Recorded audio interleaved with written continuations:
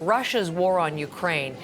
This is the latest today after the series of referendum votes. The Kremlin appears to be clearing the way to annex those 4 parts of Ukraine that are under Russian occupation. Russia claiming overwhelming support for the move from votes held in Luhansk, in Donetsk, in Kherson, and in Zaporizhia. Ukraine and Western countries dismiss these elections as a sham. Canada's Prime Minister says this country will never recognize the results or Moscow's attempt to annex Ukrainian territory. We could learn a whole lot more about that later on this week. Briar Stewart is in London, and she has more on the story today. Beginning with the vote, we're getting the results from it, Briar, the referendum votes, and the reaction to them, please. Well, Heather, the results are resounding and also, of course, largely predictable. I mean, you have 4 regions that are occupied by Russia but are Ukrainian territory. And really every official outside of Russia has called these votes a sham. You have Ukraine calling them null and worthless. And in terms of the results, I mean, in one area it was 88%. In Donetsk, which has been a large part of has been occupied by Russian-backed forces since 2014, the results were over 99%.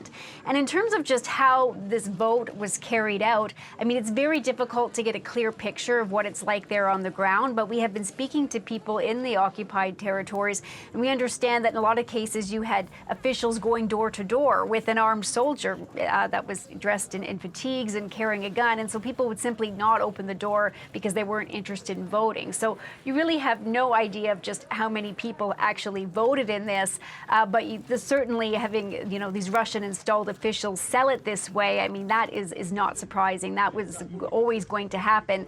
And I think the big thing is just what happens next. We know that hundreds of Ukrainian refugees who were living in those territories have left over the last 2 days. There was a checkpoint that just suddenly opened.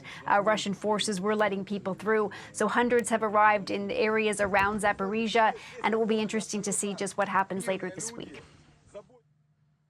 That is such a question, Briar. What happens next? We should mark Friday down on the calendar, correct? Possibly. It is hard to tell just exactly what the roadmap is for annexation. You had the region of Luhansk today and Kherson make a formal appeal to President Putin saying, you know, please take us on under Russia's wing. But the dates that are coming out are looking like perhaps October the 3rd and October 4th now. That's when Russia's parliament says it's set to consider the whole annexation request. And whatever happens, there will likely be some kind of formal signing ceremony where we'll see some of these Russian-installed officials taken to Moscow to meet with lawmakers there. But the other question is, if this territory does fall under Russia's realm and in its perspective, just what happens as Ukraine fights to continue to take it back. Briar, thank you so much. There's Briar Stewart in London.